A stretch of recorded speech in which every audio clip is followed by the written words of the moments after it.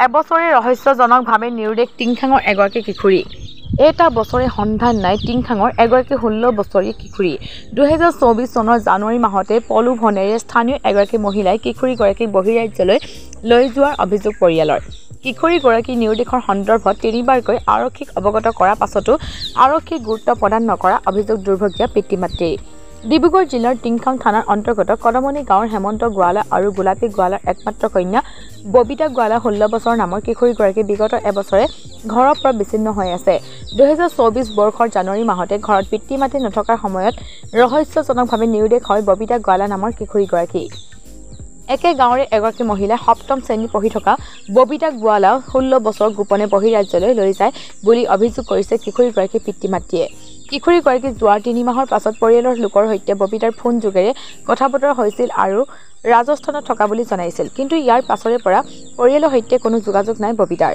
পৰিয়ালৰ লোকে স্থানীয় টিংখাং আৰক্ষী থানাত ববিতাৰ নিৰুদ্দেশ সন্দৰ্ভত তিনিবাৰকৈ অৱগত কৰিছে যদিও প্ৰশাসনে কোনো গুৰুত্ব নিদিয়াৰ অভিযোগ কৰিছে পিতৃ-মাতৃয়ে।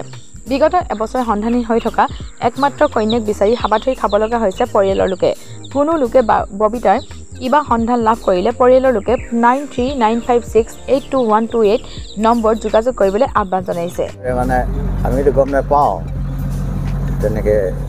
মইতো ৰাতিপুৱা ওলাই যাওঁ কামলৈ, ৰাতিপুৱা কামলৈ গৈ তাৰপিছতে আৰু গধূলি 5টা বজাত সোমাওঁ ঘৰত। সেইটো সময়তে কোন সময়ত মানে তাই সেইজনীয়ে লৈ গুচি গ'ল ছোৱালীজনী। তাৰপৰা ৰাতি আমি বিচাৰিছোঁ ছোৱালীজনী নাই ঘৰত। তাৰপৰা গোটেই বিচাৰ খোচাৰ কৰোঁতে ছোৱালীজনী নাপালোঁ।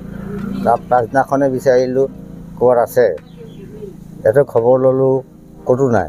ইদিনাখনি থানালৈ গ'লোঁ, থানাত ৰিপৰ্টটো দিলোঁ।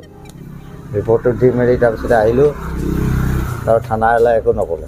ই হৈ গ'ল আগতে 3 মাহৰ পাছত ফোন কৰিছিলে মানে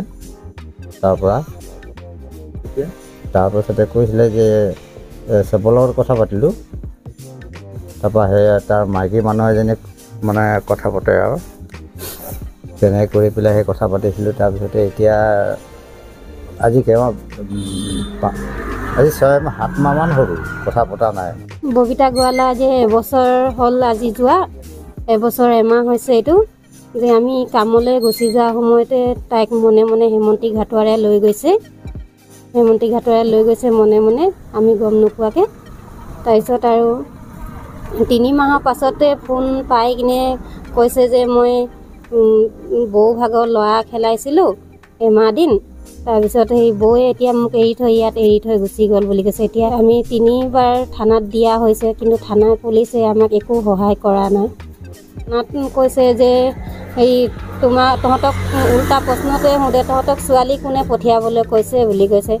তাৰপিছত মই কৈছোঁ আমিতো ডেইলি হাজিৰা কৰি খোৱা ছাৰ, কামলৈ গৈছিলোঁ, কামলৈ যোৱা সময়তে নথকা সময়তে গুচি গৈছিলে। যদি আমি নিজে পঠিয়া হ'লে আপোনাৰ ওচৰত সহায় বিচাৰিনো কেলৈ আহিলোঁহেঁতেন? আপোনাৰ ওচৰতো সহায় বিচাৰি নাহিলোঁ, নিজে পঠিয়া হ'লে আমি পঠিয়া নাই বুলি মনে মনে গুচি যোৱাৰ কাৰণেহে আহিছোঁ আপোনাৰ ওচৰত। সেনেকৈ কৈ আগত 3বাৰটো একো খবৰে নাপালোঁ। এই কালি পৰহি গৈ আকৌ এতিয়া দি থৈ আহিছোঁ থানাত কাগজ। ৰাজস্থানৰ পৰা ফোনত জ্যোতি শৰ্মাই কথা পাতি কিনে জনাইছিলে যে ছোৱালীজনী ইয়াত আছে, ৰাজস্থানত আছে, তহঁতি বোলে লৈ যাবি বুলি কয়। কিন্তু আমি ৰাজস্থানটো বাদেই দিয়ক, আমি নাহকতীয়া ডিব্ৰুগড়লৈ মই গৈ নাই পোৱা। কেনেকৈনো তালৈ গৈ কিনে মই উলিয়াম বাৰু মোৰ ছোৱালীজনীক? তেখেতক যে সি ফোন কৰি কিনে আমাৰ ছোৱালীজনীক কথা পতুৱাই দিছিলে 2বাৰ, যে কৈছে ময়ো কাম কৰা মানুহে হয় বুলি কৈছিলে। সিহঁতৰ ঘৰত কামলৈ আহিছিলোঁ, তেতিয়াতো ছোৱালীজনীয়ে ক'লে যে মোক বাইদেউ মাৰ লগত কথা পতাই দিয়ক বুলি কিনে কোৱাৰ কাৰণে সি কথা পতাই দিছিলে হেনো মোৰ লগত। তাৰ ফটোও দিছিলে বাৰু ছোৱালীজনী ভাগৰ, মনে মনে মাৰি কিনে ফটো পঠিয়াইছোঁ বুলি কৈছিলে। এতিয়া 5 মাহমান হৈ গ'ল যোগাযোগ নাই ছোৱালীজনীৰ লগত, একো ফোন খবৰ খাতি একো নাই পোৱা। হেমন্তী ঘাটোৱাৰে লৈ গৈছে ছোৱালীজনী মনে মনে। আৰু হেমন্তী ঘাটোৱাৰে সিওতো এজনী মাকেই হয় ন। মই যেনেকৈ ল'ৰা ছোৱালীৰ মাক হয়, সিও এজনী মাক হৈ কিনে মাকৰ দুখ বুজি নাপালে। সি মনে মনে নিজৰ কিটাক থৈ গৈছে আৰু মোৰ ছোৱালীজনীক মনে মনে লৈ গৈছে।